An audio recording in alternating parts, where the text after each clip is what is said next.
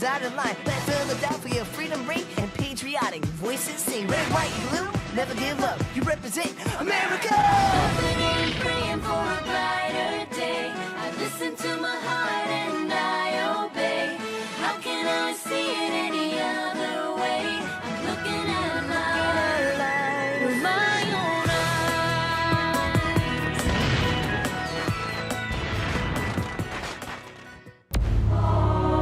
Today on Liberty's Kids. We need that money. Otherwise, I fear that the sword I now wear to defend France as our ally, I may be forced to draw against France as a British subject. The Americans know nothing of my plan to betray their fight for liberty by going behind their backs to end the war with England. General Washington sent me because he believed a soldier could explain to them that we are at the end of our tether. I've got no time to waste. I must have the French fleet dispatched.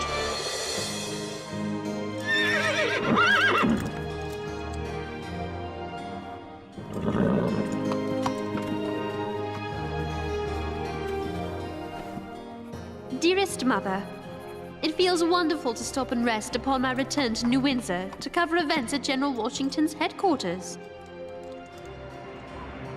I just left James and Henri in Newport, Rhode Island.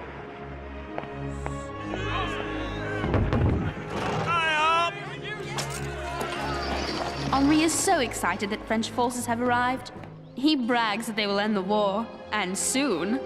I do hope he's right. Sometimes it seems as if the violence has been going on forever. Line company to drill after supper. James thinks he can use Henri's help speaking French when he meets General Rochambeau, the commander of the French army. He told Henri he could go with him, as long as Henri promises to behave himself.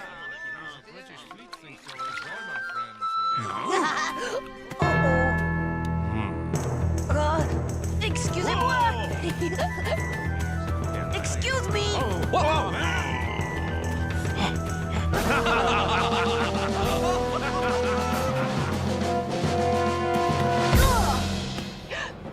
And who have we here?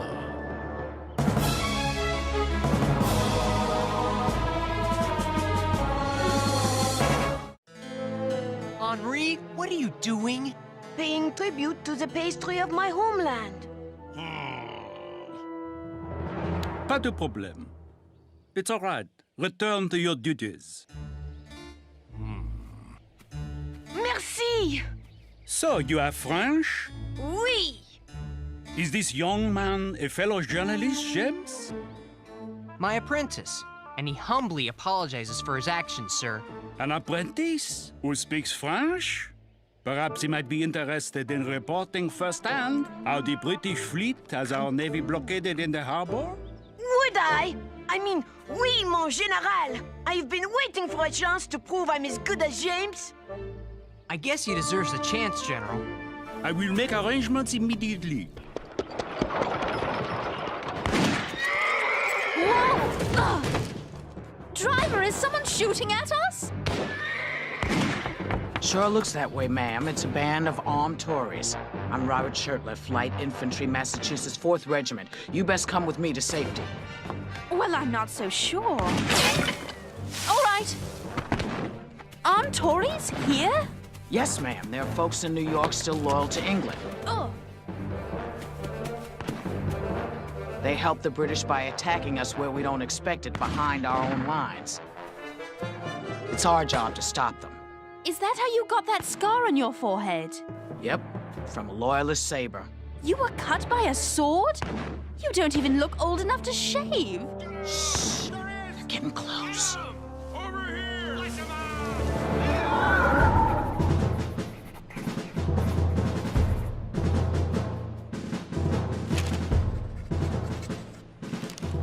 General Rochambeau, sir, how do you like America? It is not what I expected. Why, you don't even have a centralized government. Your Congress can only suggest what the state should do. Your treasury is empty, your military supplies are nearly exhausted, and the local citizenry is hungry. I know. Even General Washington is upset that his soldiers must take food from citizens to feed themselves. But I'm sure he'll think of something. He already has. The general sent Colonel Laurent to France to beg for more gold, guns, and gunpowder. Why would he send Colonel Lawrence when Ben Franklin is already there?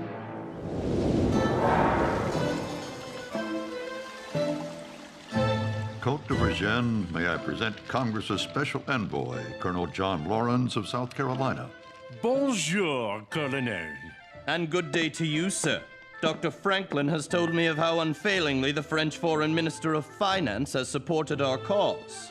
I wish I could do more. You can do more. Colonel Laurent, while you were journeying here to France, we graciously agreed to give America a gift of 6 million livres.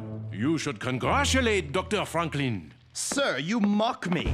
We need 25 million livres, otherwise I fear that the sword I now wear to defend France as our ally, I may be forced to draw against France as a British subject.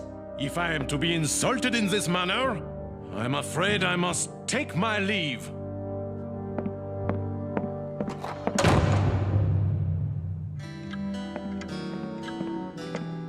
Monsieur Virgin, a message has just arrived from Chevalier de la Luzerne. And what does our ambassador to the American Congress in Philadelphia have to say? He wants to know how you are progressing with your plan for a peace conference. Shh!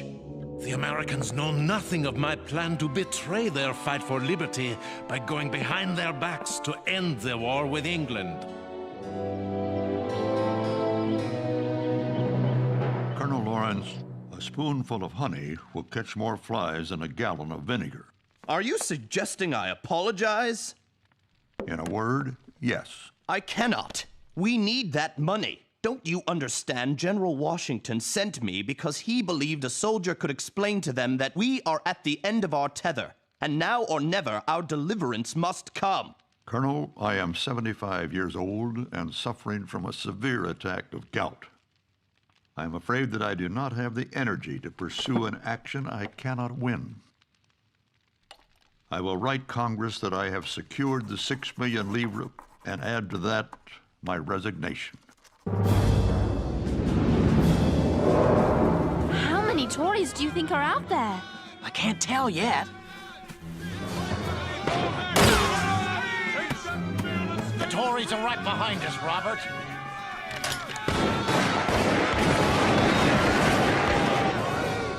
Guess we stopped them, Robert. Robert!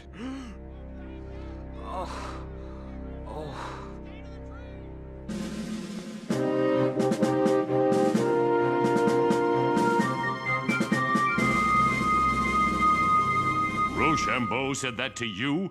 We're disorganized and ill-prepared to fight? In so many words, yes.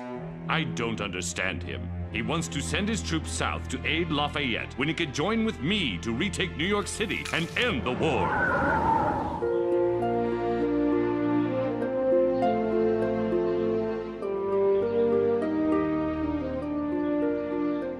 Robert, you've got to let the doctor examine you. The shot is still in your shoulder.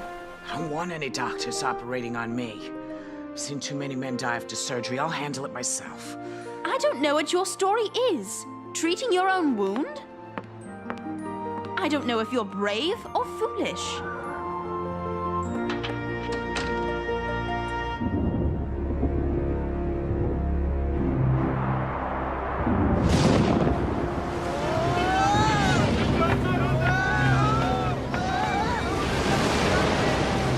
So, do the ships always rock like this? Back and forth and back and forth?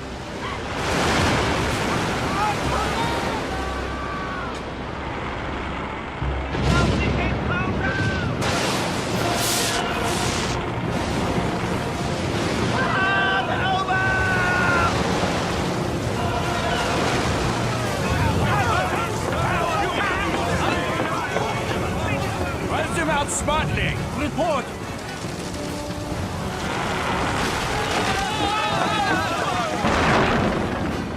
The storm is putting the English fleet out of commission. Come, we must ride to Rhode Island and urge Rochambeau to send the French fleet to strike now. Retaking New York City would make big headlines. That would take too long. Right now, I need a quick victory. My spies are hearing rumors that Vergennes, the French foreign minister, wants a peace conference with the British to end the war. I've got no time to waste. I must have the French fleet dispatched. This is the perfect time for Rochambeau to sail for the south, capture Benedict Arnold, and defeat his army.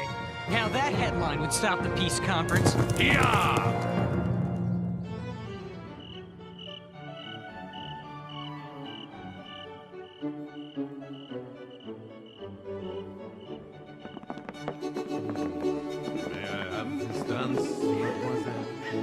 French officers are so gallant. I too am aware of the rumors that de Vergennes wishes to make peace with the British. Then why do you waste 2 days honoring me with these balls?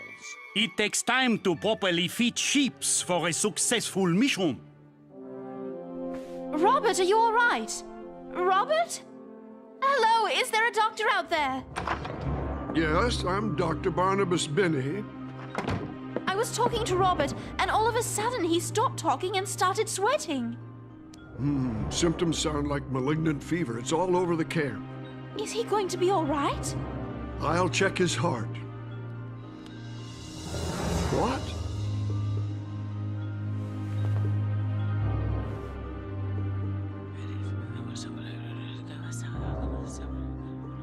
Oh, no. What is it? Is he dying? No, Robert's going to live, but how shall I say this? Robert isn't a he. He's a she. What?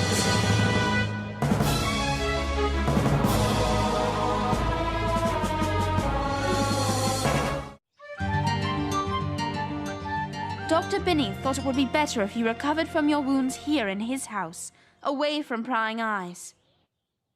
So while the doctor figures out what to do about a young soldier who everyone thinks is a man, but really is a woman, why don't you tell me your whole story? Where should I start? How about with your real name? My name is Deborah Samson. Deborah, why would a woman enlist in the Continental Army? Heck, I was tall as most men, just as strong too, and I wasn't afraid to shoot a gun, so why shouldn't I fight for my country? I guess I was always kinda unconventional. See, my father went off to sea when I was a very young girl, and my mom was too poor to care for 7 kids. So I worked from the age of 10 to 18 as an indentured servant. Indentured? You mean forced to stay and work, not able to leave until your mother's debt was paid off? Yes, that's exactly what I mean. And I'll tell you one thing, working in the fields made me strong. After my chores were done, I taught myself to read, Sarah. I read every book I could get my hands on. I must have learned a lot, because when I turned 18 and earned my freedom, they hired me to be a school teacher. But I didn't think women were supposed to be school teachers. I caused quite a stir, and I'll tell you something. I really did love teaching. I guess not following the rules just comes naturally to me. And since the Army doesn't accept women, you enlisted as a man. Well, I sure tried. Timothy Thayer? Yes, ma'am.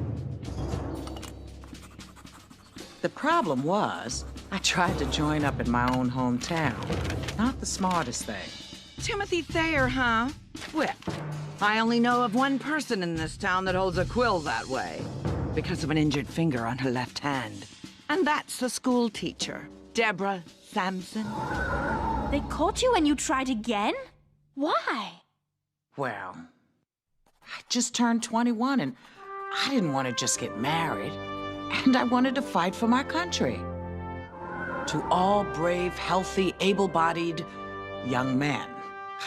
I knew the Army was hard up for soldiers, so I went to a town further away and enlisted there. How on earth did you go unnoticed by the other soldiers? It was hard. They teased me about not shaving, so...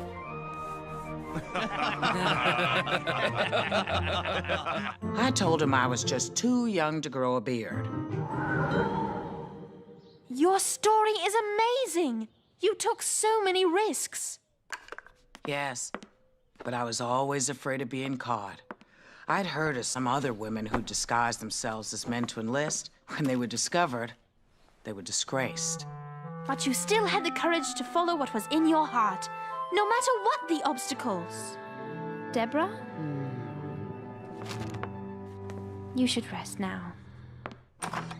What amazes me is that her disguise has gone undiscovered for over a year. What are you going to do? I'm afraid that I must follow orders and inform the army as to the true identity of Robert Shirtliff. What is it, James? Excuse me, General. About the letter you wrote to your nephew? Ah, yes. I wrote to Lund that if Rochambeau had ordered the French fleet to sail south when I wanted, we could have captured that traitor Benedict Arnold and destroyed his army. I'm sorry to report that it's been printed in this New York Tory newspaper. Outrageous! That was a private letter to my nephew, and I was deeply upset when I wrote it. Now everyone, including Rochambeau, is going to read it.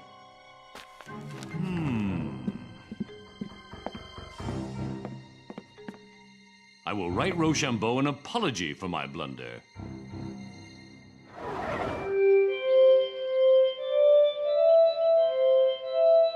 Dr. Franklin, your genius for inventions never ceases to amaze me. I thought a duet on my glass harmonica with Marie Antoinette might be nice. If you'll excuse me, Virgin, I believe the letter I've been waiting for has arrived. Is it from America? It's Congress's response to the letter I sent. Thank goodness they do not accept my resignation. They have the good sense to realize that when I resigned, I wasn't feeling well. I must write Congress and tell them that I'm feeling better, and it will be a great honor to once again buckle down to the business of America. Then I shall take my leave.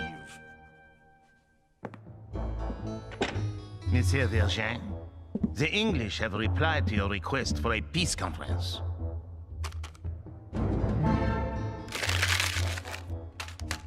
There will be no peace conference. The English refuse to attend. Why?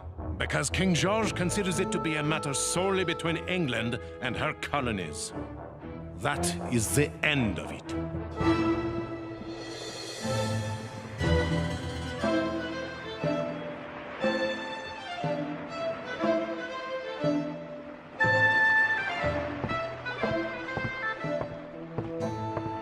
Pardon, where do the sailors sleep? You must be Henri. Follow me. I'll take you to your bunk. This is your bunk. There's someone in it. But of course, there aren't enough beds for the whole crew. So, you sleep in it when he is on watch. I can handle that. I'll be too busy as a journalist to sleep anyway. So, where do we eat?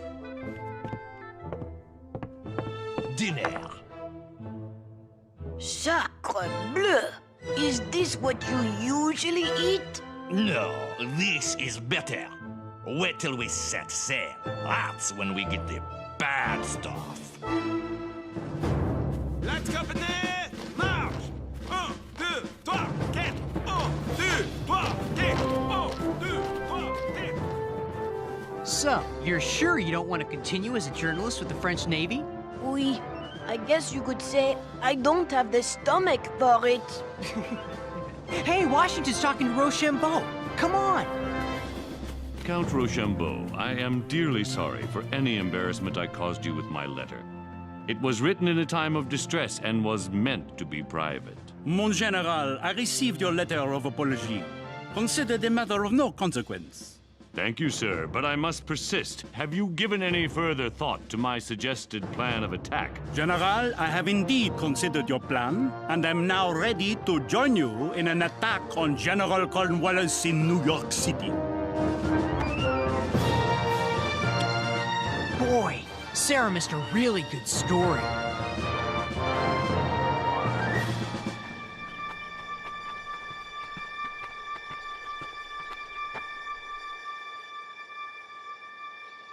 know I'm gonna be disgraced.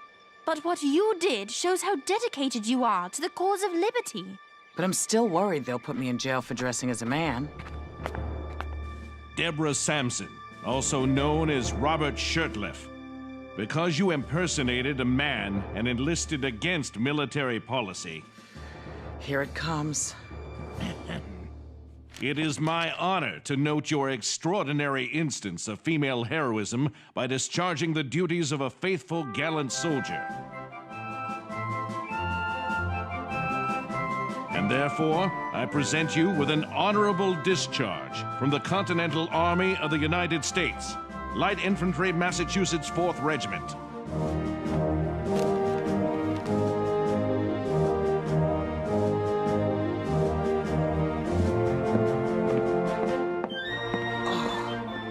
For a minute there, I thought I was in a heap of trouble. Except you showed the whole nation what you are capable of. I reckon I did, didn't I? So, what will you do now that this adventure is over? I guess I'm just gonna have to find me another one.